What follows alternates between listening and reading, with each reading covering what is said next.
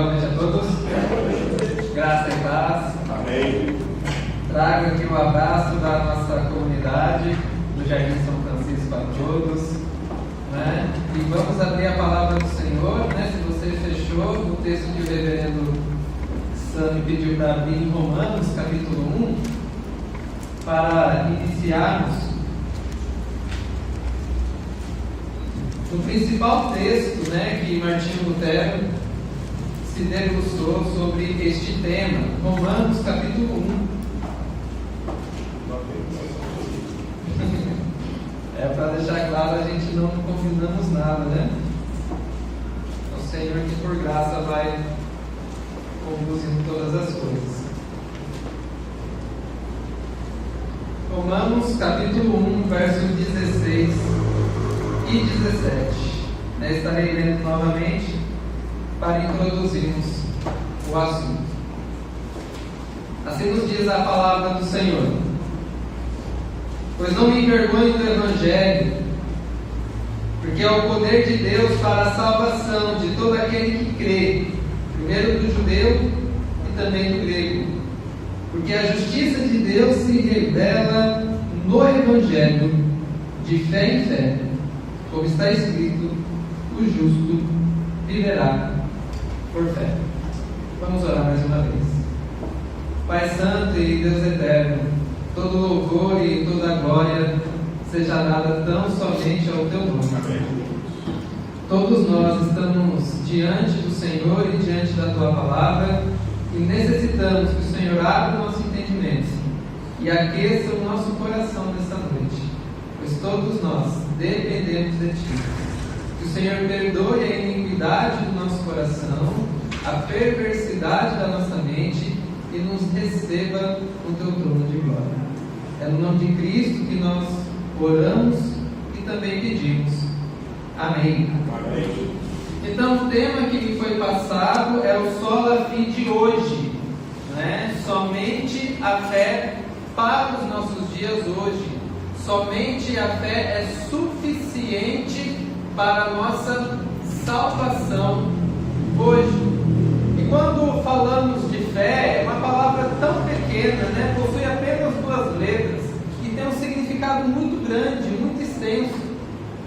Com certeza você já ouviu falar da fé judaica, da fé islâmica, né? Ela faz parte do nosso vocabulário, né? Talvez o seu amigo, o seu irmão agiu de boa fé com você, ou possa ser que tenha agido de má fé, né? A palavra fé é uma palavra que comumente nós usamos, está sempre no nosso vocabulário. Por isso que ela tem uma série de interpretações e entendimento. E é sobre isso que nós vamos ver hoje, né? Muitas pessoas entendem a fé como um pensamento positivo, né? Como você está conversando com uma pessoa e ela dizer: eu tenho fé que esse ano eu passo no vestibular. Eu tenho fé que Deus vai curar a minha enfermidade. Eu tenho fé que, principalmente no final de ano está se aproximando, né? Que o ano que vem vai ser melhor. Eu tenho fé que as coisas na minha vida vão se resolver. Mas será que este é o tipo de fé que as Escrituras nos apresentam como a fé justificadora? Será que esta é a fé suficiente para trazer alívio para a nossa alma? É o que nós vamos tentar responder hoje, aqui agora de noite. Será que este é o tipo de fé bíblica? E quando nós olhamos, né, para as outras religiões e para a humanidade em si, nós vemos que a humanidade ela possui um determinado tipo de fé. Porque a fé é a semente da religião do nosso coração. Deus implantou a eternidade no nosso coração. Por isso que todos os homens, indistintamente, possuem fé. Uns possuem a fé no seu trabalho, no seu dinheiro, outros possuem a fé na sua saúde, por isso que quando vai mal a saúde, ela fica desesperada. Aquele que possui a fé na sua condição financeira, quando dá uma fraquejada nas pernas, a cabeça indóide, não consegue nem dormir. Então há vários tipos de fé, porque Deus plantou a eternidade no nosso coração. E todos os homens são religiosos, todos os homens são adoradores, e a fé é um instrumento de adoração. Então, devido aos nossos próprios pecados, nós não temos fé para agradar a Deus. A nossa fé sempre desagrada a Deus. Quando nós lemos o próprio Romanos capítulo 1, nós vamos ver que Deus revelou do céu a sua ira contra toda impiedade, e que os homens naturalmente adoram mais a criatura do que o Criador. Por isso a nossa fé natural sempre vai ser na criação de Deus, ao invés de ser no Criador. Então você me pergunta, pastor, como é que eu faço para adquirir a fé verdadeira? Como é que eu faço para adquirir essa fé genuína em Jesus Cristo? Como é que eu faço para ter essa fé que pode acalmar o meu coração? Nós vamos ver isso analisando de duas formas hoje. Nós vamos fazer o primeiro movimento olhando para a Reforma Protestante, Lutero e o Sola Fide. Depois vamos olhar para as Escrituras e ver como as Escrituras tratam sobre este assunto. Então, primeiro nós vamos ver um contexto histórico e teológico, e depois vamos olhar para um aspecto mais bíblico deste tema. Com isso, não quero dizer que o assunto não seja bíblico. Eu só quero dizer que nós vamos olhar primeiramente como ele foi entendido na Reforma Protestante, e depois olhar nas Escrituras a sua base e sustentação. Então, falando primeiramente de Lutero e Sola Fide. Quando nós ouvimos esse termo Sola Fide, ele está falando de justificação pela fé, porque a fé é um termo mais amplo, né? E Martinho Lutero dá essa ênfase, não somente ele, mas os reformadores, que a fé é suficiente para tornar o homem justo diante de Deus. É isso que significa a expressão Sola Fide. Para Martinho Lutero e muitos dos reformadores, entendiam esse artigo como o principal artigo da Reforma Protestante. Este é o artigo, como eles diziam, que a igreja fica em pé ou cai. Para Lutero, todo o cristianismo está resumido na justificação pela fé, no Sola Fide. E ele nos deixou o seu entendimento sobre esse assunto através da sua vida devocional com Deus, através da sua vivência com o Evangelho. Ele foi progredindo no entendimento dessa doutrina, que é este processo que nós vamos ver. Então, a expressão a justiça de Deus, que nós encontramos no verso 17, era um assunto que atormentava a mente de Lutero, porque ele se esforçava para agradar a Deus e não conseguia. Ele tentava fazer aquilo que é correto, mas não conseguia. Ele via que estava debaixo da ira de Deus, e isso atormentava a sua alma. Então a justiça de Deus era algo que o atormentava. Ele chegou a dizer o seguinte: eu não amava, na verdade, eu odiava aquele Deus que punia os pecadores. E com um murmurar monstruoso, silencioso, se não blasfemo, enfureci-me contra Deus. Porque ele se esforçava para obedecer a Deus e não conseguia. Então ele se enfurecia contra o próprio Senhor, até que entendi o que está escrito: aquele que pela fé é justo viverá. Aqui senti que estava nascendo completamente de novo e havia entrado no próprio paraíso através dos portões abertos. Após compreender a justiça de Deus que vem pela fé, a sua alma então gozou de paz. Porque anteriormente ele vivia angustiado, atormentado. Como que ele fez para entender melhor a justificação pela fé? Ele teve que romper com o sistema de interpretação da Sagrada Escritura que havia nos seus dias. Ele fora muito influenciado na teologia medieval e escolástica a interpretar o texto de diferentes modos. Por exemplo, no seu período, a mesma passagem poderia ter 4 sentidos ou significados diferentes. Você tinha um método histórico e literal de interpretação das Escrituras. Você tinha um método alegórico, em que em toda a passagem das Escrituras eles olhavam e de uma forma alegórica apontavam para Cristo. Você tinha um método moral de interpretação da Sagrada Escritura, também tropológico, que é a linguagem utilizada, ou então o aspecto escatológico da mesma passagem. Então veja, o mesmo texto poderia ter esses 4 sentidos diferentes. Martinho Lutero rompeu com esse sistema de interpretação, adotando o sola Escritura. Somente a Bíblia interpreta a própria Bíblia. Esse foi o método pelo qual a sua mente, o seu coração foi iluminado pelo Espírito Santo para poder compreender essa verdade do Evangelho. Na dogmática escolástica apareciam muitos ensinos também que aprisionava a alma de Martinho Lutero.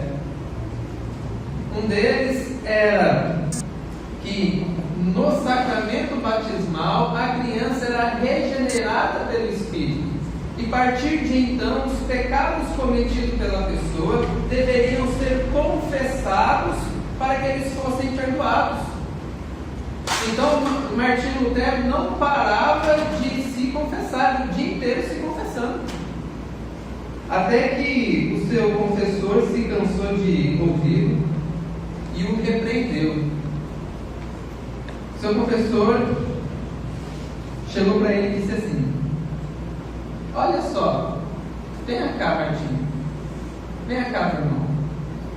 Se você vai confessar tanto assim, por que não faz algo digno de ser confessado? Mata teu pai, mata sua mãe, comete um adultério, então você vem aqui e faz sua confissão. Pare de me procurar para confessar pecados todos. Essa foi a maneira que o seu amigo exortou quando ele incessantemente o buscava para confessar os seus pecados. Porque na mente de Martinho Lutero, o que passava? Se eu não confessar os meus pecados, eu estou perdido, eu estou lascado, eu estou condenado. Então ele constantemente visitava o confessionário. Todavia a sua alma ainda estava angustiada. E por incrível que pareça, depois de uma repreensão tão dura e severa como essa, Martinho Lutero não ficou bravo com seu amigo. Se fosse qualquer um de nós, eu acredito que ficaria um pouco chateado. Mas não. Lutero disse: se eu não elogiasse Staupitz, que é o nome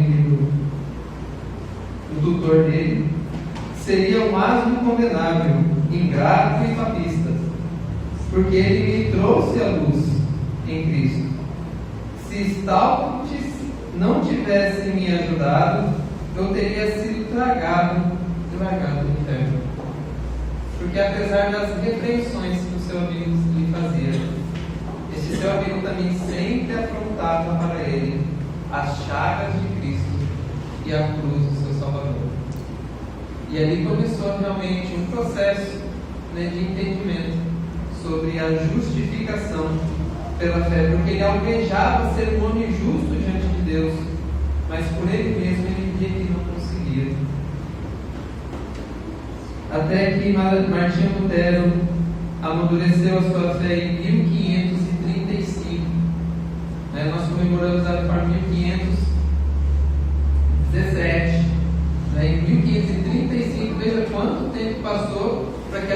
fosse amadurecida no coração dele. E ele escrevendo um comentário sobre a Epístola aos Gálatas, que é um dos comentários em que ele está mais engajado nessa doutrina, que ele escreve realmente de uma forma mais elaborada. Ele olha para a justificação pela fé em 3 aspectos. Ela é imputada sobre os pecadores. Essa justiça, ela vem de Deus somente pela fé, independente das obras.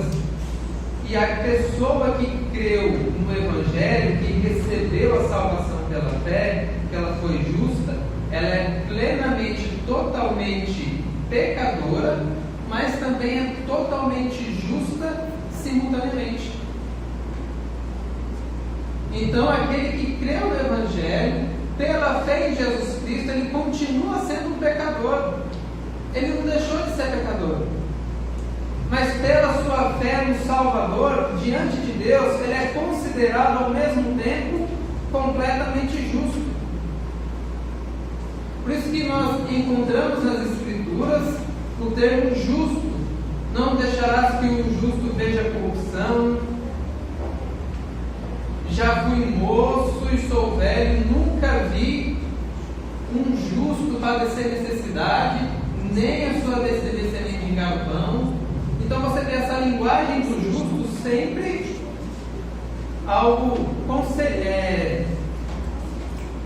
muitas vezes na Sagrada Escritura, de forma frequente nas Sagradas Escrituras. Martinho Lutero, comentando sobre esse assunto, ele vai dizer: somos verdadeira e totalmente pecadores com respeito a nós mesmos e ao nosso nascimento. Quer dizer, naturalmente, nós somos pecadores. Inversamente, já que Cristo nos foi dado, somos santos e justos totalmente. Então, de diferentes aspectos, somos considerados justos e pecadores ao mesmo tempo. Completamente pecador e completamente justo. Por isso que nós vemos na Sagrada Escritura que a Escritura nos chama de santos. A fé que foi entregue de uma vez por todas a quem?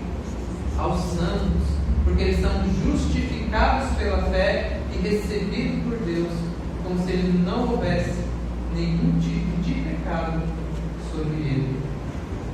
Bem-aventurado é o homem que Deus não imputa pecado algum, e foi justificado por essa fé em Jesus Cristo. Por isso nós deveríamos, ou poderíamos orar assim como Martinho Lutero, que orava da seguinte forma: Tu, Senhor Jesus, és a minha justiça e eu sou o teu pecado. Tomaste em ti mesmo o que não eras e deste-me o que não sou. Cristo se fez maldição naquela cruz para nos salvar. E Ele, a justiça que era dele, nos é chegada pela fé, quando o Espírito Santo aplica essa obra no nosso coração, trazendo paz e alento. É por isso que nós podemos orar desta mesma forma: ó Senhor, eu sou o teu pecado, eu sou a tua condenação e tu és a minha salvação. Eu sou o teu inferno, porque na cruz do Calvário Jesus Cristo experimentou o inferno no nosso lugar, e tu és o meu céu. Eu sou a tua tristeza, e tu és a minha alegria. Eu sou a tua vergonha, e tu és a minha glória. Isso é justificação pela fé. Nos ensina a orar, nos ensina a estar em paz e comunhão com Deus. Romanos capítulo 5, verso 1 nos diz: Justificados sois pela fé. Agora tem paz com Deus. Não mais pelas obras de justiça que praticamos, mas pelas obras do nosso Salvador e do nosso Redentor. É que temos acesso e comunhão com Ele. Então essa é a doutrina que foi melhor desenvolvida na Reforma Protestante, né? Que ela foi mais amadurecida e vista com mais amplitude, né? Através de Martinho Lutero e também dos outros reformadores.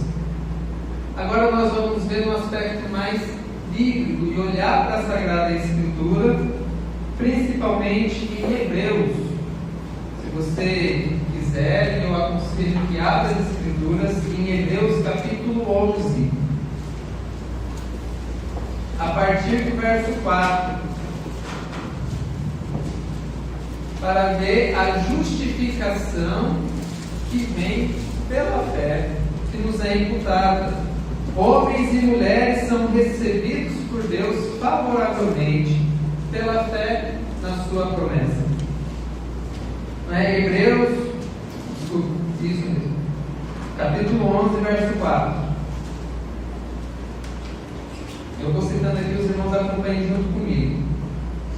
Então nos diz assim: pela fé Abel ofereceu a Deus sacrifício mais excelente que Caim. Por meio da fé ele foi reconhecido, ele foi recebido como justo diante de Deus. Não foi por aquilo que ele ofereceu a Deus, o seu sacrifício, mas foi pela fé que ele foi recebido como justo diante de Deus. Agora no verso de número 5: por meio da fé Enoque foi arrebatado, de forma que não experimentou a morte. Veja que esta é a fé que vence a morte. Esta é a fé que triunfa sobre a morte. Em Enoque nós vemos isso.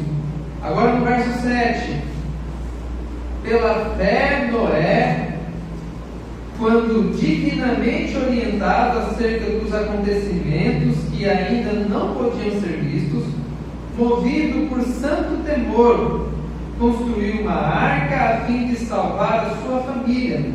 Por intermédio da fé, ele condenou o mundo e tornou-se herdeiro da justiça que vem da fé.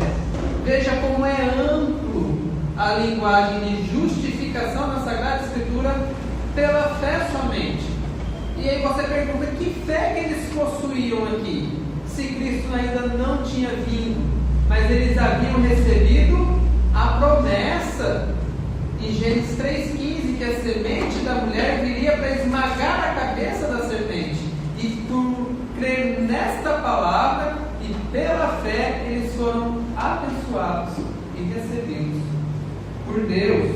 Ainda em Hebreus capítulo 11, verso 8: pela fé Abraão, quando chamado, convocado, obedeceu.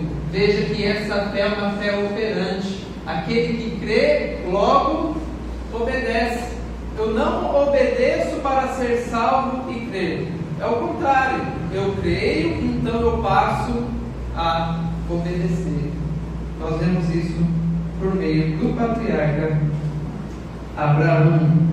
No verso de número 11 agora: por meio da fé, da mesma forma, a própria Sara recebeu o poder para gerar filhos, ainda que estéril e avançada em idade.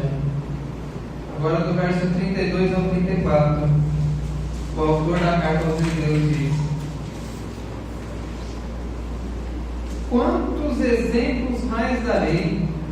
Infelizmente não disponho de tempo para falar sobre a devoção de Gideão, Baraque, Sansão, Jefté, Davi, Samuel e os profetas, os quais por intermédio da fé conquistaram reinos, praticaram a justiça, receberam o cumprimento de promessas, fecharam a boca de leões, extinguiram a violência do fogo, foram libertados do fio da espada, da fraqueza, tiraram força, tornaram-se poderosos nas batalhas e puseram em retirada exércitos estrangeiros.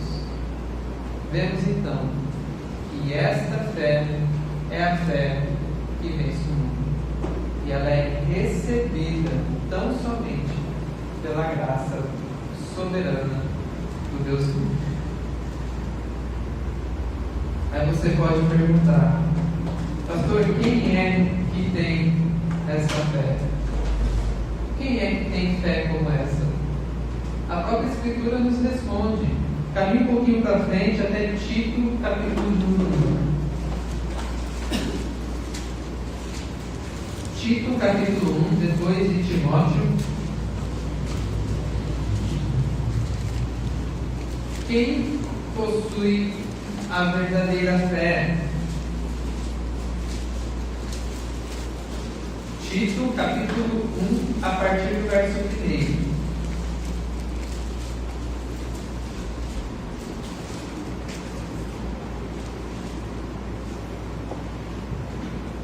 Nos diz assim: Paulo, servo de Deus e apóstolo de Jesus Cristo, para promover a fé que é dos eleitos de Deus e o pleno conhecimento da verdade, segundo a piedade.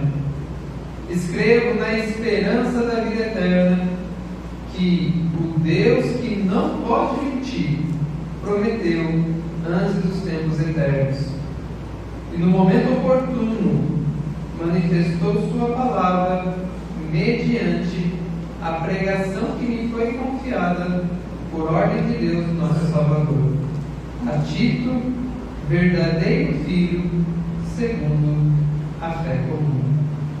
Então veja que esta é a fé prometida por Deus desde a eternidade, manifestada através da pregação da palavra e recebida comumente pelos eleitos de Deus. Então, esta fé é comum entre aqueles que creem, entre aqueles que professam a verdadeira e genuína fé de Jesus Cristo. Isso quer dizer o quê? Aqueles que não creem, que não fazem parte da igreja, não possuem esta fé. Esta é uma fé comum aos da família da fé. Esta é uma fé comum à igreja do Senhor Jesus Cristo. Não é? E ela é recebida pelo Espírito Santo que opera através da palavra de Deus. Porque a fé vem pelo ouvir e ouvir a palavra de Deus. A próxima pergunta que vamos tentar responder é que como posso receber essa fé verdadeira? A resposta é que é somente o Espírito Santo é quem aplica em nós, quem nos dá esta fé, quando nós ouvimos a pregação do Evangelho. O Espírito Santo é quem aplica a obra redentora de Cristo. Quando nós estudamos o breve catecismo de Westminster, nós vamos ver que depois de ele explicar a obra de Cristo, a sua encarnação, a sua vida, a sua ressurreição e ascensão aos céus, ele passa a nos ensinar sobre a obra do Espírito Santo, que é pegar aquilo que Cristo fez, a obra de Cristo, e aplicar no coração e na mente daqueles que foram escolhidos por Deus. Então, a fé que vem pelo ouvir da palavra de Deus, o Espírito Santo é quem aplica. Porque quando nós pregamos o Evangelho, nós pregamos para todo mundo. É o que nós chamamos de vocação geral. Né? Nós vemos isso de uma forma muito clara em Atos, quando Pedro faz aquele grande sermão, aquele grande discurso, no dia de Pentecostes. Então, muitas pessoas creram no Evangelho ali e a igreja teve um aumento significativo. Mas não foi todo mundo que ouviu aquela mensagem que chegou ao verdadeiro arrependimento e à verdadeira fé. Por isso que a fé, ela é uma consequência daquilo que Deus faz por intermédio da sua palavra e através do seu Espírito. E é o próprio Espírito Santo quem regenera o nosso coração. Ainda em Tito, capítulo de número 3, versos 5 e 6, nos diz assim: Tito, capítulo 3, versos 5 e 6. Não por causa de alguma atitude justa que pudéssemos ter praticado, mas devido à sua boa vontade, segundo a sua bondade, Ele nos salvou por intermédio, por meio do lavar regenerador e renovador do Espírito Santo. Então, o Espírito Santo que aplica a obra de Cristo em nosso coração, quando nós ouvimos o Evangelho, nos concedendo assim uma fé genuína e verdadeira. Então, a salvação, a justificação é obra de Deus Pai em eleger, obra de Deus Filho em submeter e a obra do Espírito Santo em aplicar essa tão grande e maravilhosa graça no nosso coração. Agora, quando nós não ouvimos o verdadeiro Evangelho, o Espírito Santo também não trabalha, porque ele vai trabalhar através da genuína pregação do Evangelho. É por isso que o apóstolo Paulo vai ficar tão irado com a igreja da Galácia, quando ele vai escrever aos Gálatas. É a carta que o apóstolo Paulo, ele não faz nem aquela introdução, louvando a Deus, fazendo aquele prefácio grande.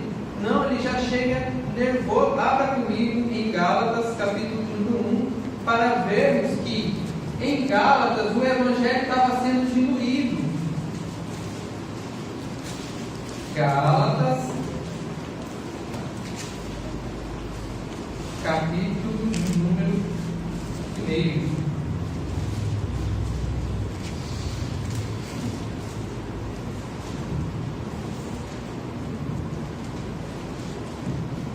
Veja que já no verso 6, ele já demonstra sua insatisfação com aquela igreja local. Estou muito surpreso em ver que vocês estão passando tão depressa daquele que vos chamou na graça de Cristo para outro evangelho, o qual na verdade não é outro.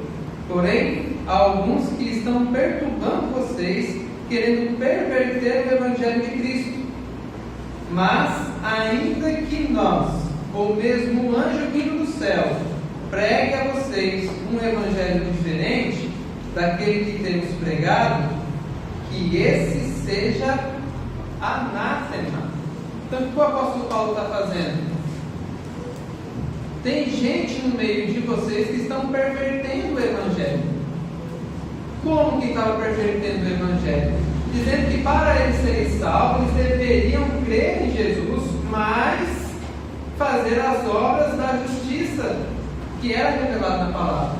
Mas os cumprimentos, por exemplo, da circuncisão, a guarda de dias e festas, que eles deveriam guardar essas coisas para alcançar a salvação. Então o apóstolo Paulo se enfurece contra eles, dizendo: eu estou espantado. Quão depressa vocês passaram do verdadeiro evangelho para o falso evangelho. Por que o apóstolo Paulo fica tão irado e nervoso por ver que os irmãos estão dando crédito, dando atenção para um outro tipo de evangelho? Porque o Espírito Santo vai atuar e trabalhar no verdadeiro evangelho. É com o verdadeiro evangelho que nós sabemos o quão pecadores nós somos e quão grande Salvador nós temos. É somente por meio do evangelho. E que evangelho é esse? É o evangelho da graça que ele nos apresenta. Porque pela graça sois salvos, mediante a fé. E isto o quê? A graça e a fé não vem de vós, é um dom, é um presente de Deus para nós. Então, qualquer evangelho diferente do que este é realmente anátema. E essa palavra anátema quer dizer amaldiçoado. Não é recebido, é rejeitado. Deve ser rejeitado. É por isso que Cristo, escrevendo às igrejas, em Apocalipse, ele vai elogiar a igreja que não aceita os falsos profetas, os falsos mestres. É um elogio de Cristo para aqueles que rejeitam o falso evangelho. Pois somente a fé é suficiente para nos justificar diante de Deus. Talvez você esteja perguntando sobre a carta de Tiago, Porque alguns tentam colocar Tiago contra Paulo, dizendo que Paulo prega uma justificação pela fé somente e Tiago uma justificação pelas obras. Mas o assunto, o tema principal que eles estão combatendo, que eles estão dialogando, é diferente. Porque Paulo vai dar a causa aonde nós recebemos a salvação. É pela fé. A justificação vem pela fé. O que Tiago vai dizer é que esta fé não é morta, ela é operante. Então, Tiago quer ensinar como distinguir uma fé verdadeira e uma fé falsa.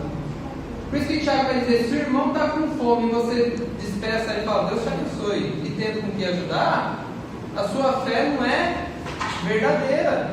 Porque a verdadeira fé se compadece e ajuda. Porque o assunto que eles estão tratando é diferente. Um está tratando da causa e o outro do efeito da justificação.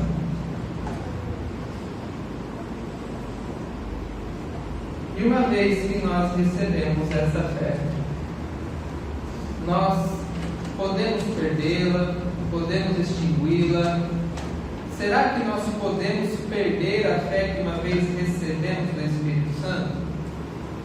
Será que... E essa conversa de que uns têm fé forte, outros têm fé fraca? Porque nós também ouvimos muito isso, Fulano tem uma fé grande, outros já acreditam que tem uma fé pequena, raquítica, Que significado tem isso? Como lidar com esse tipo de assunto? A confissão de fé de Westminster nos ajuda no capítulo 14, na terceira sessão. Ela vai dizer: esta fé é de diferentes graus. É fraca ou é forte? Pode ser muitas vezes e de muitos modos assaltada e enfraquecida, mas sempre alcança a vitória, atingindo em muitos a uma perfeita segurança em Cristo, que é não somente o autor, como também o consumador da fé.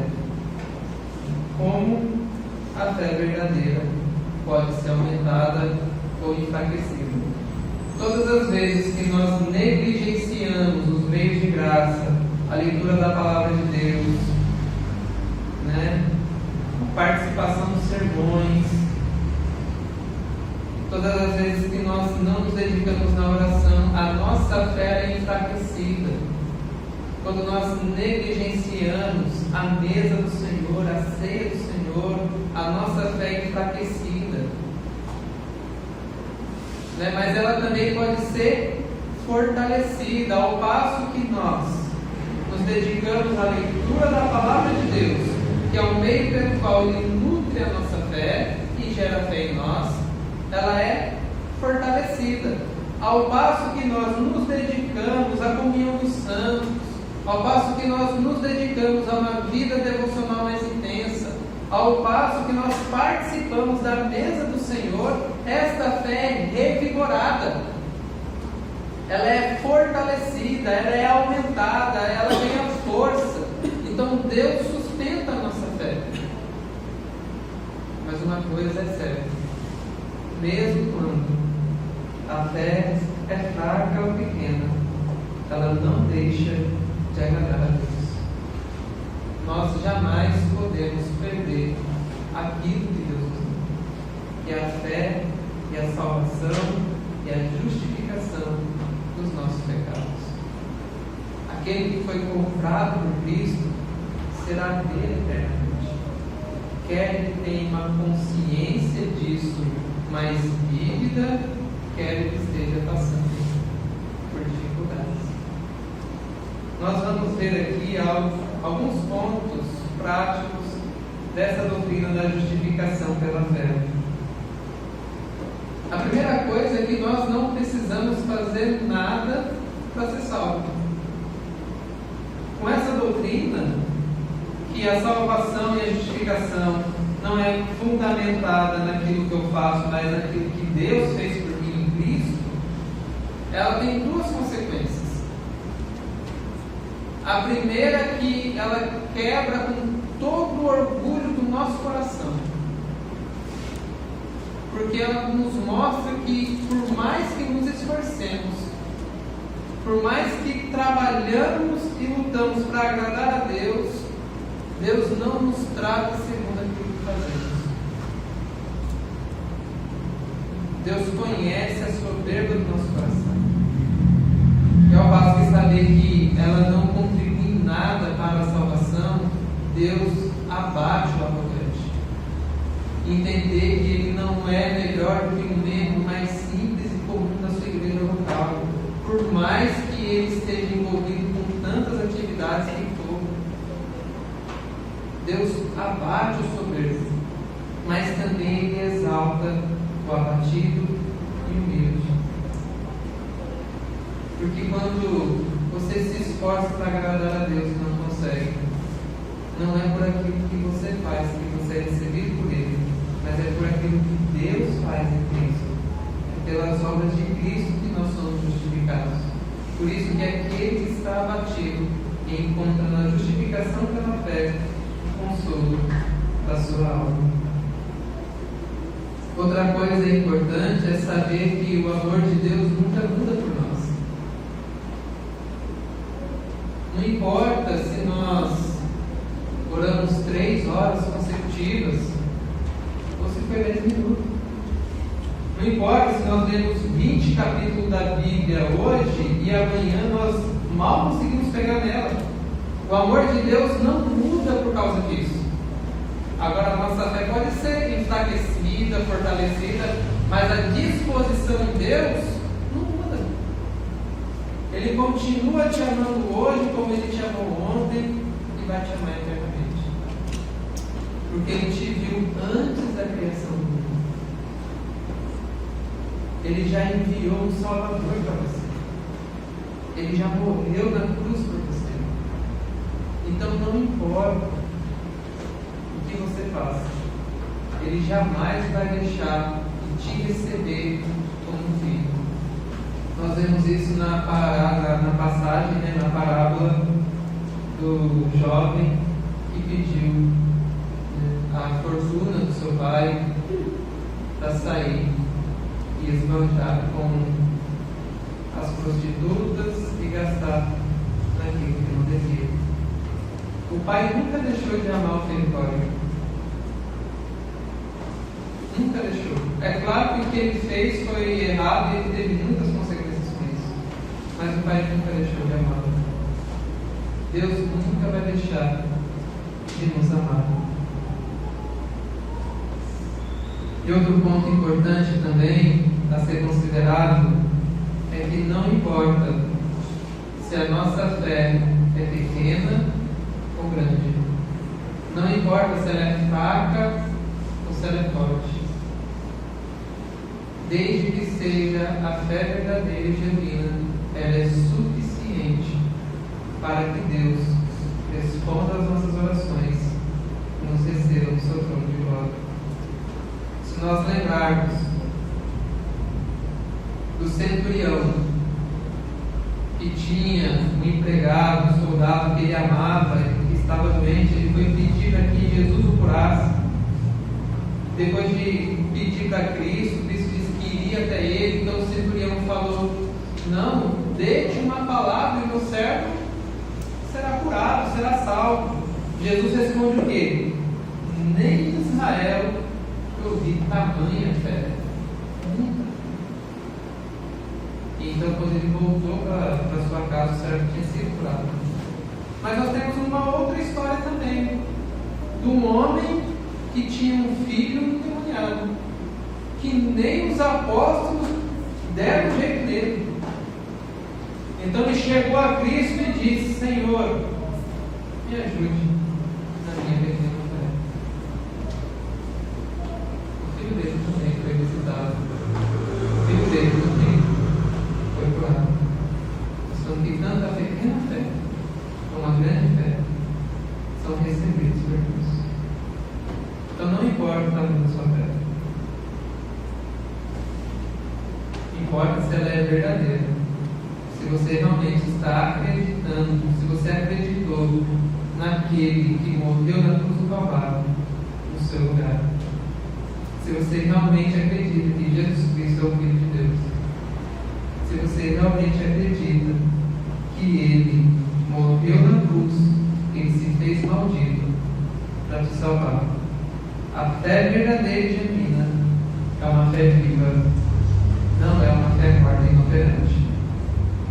Se nós dizemos que temos fé em Deus, que viemos aos cultos aos domingos e participamos de algumas atividades da igreja, mas que na nossa vida diária isso não é vivido, isso não é experimentado, se a nossa obediência a Cristo não é algo real da nossa vida, no decorrer dos dias da semana e dos anos, é porque esta fé pela qual nós professamos não é uma fé genuína.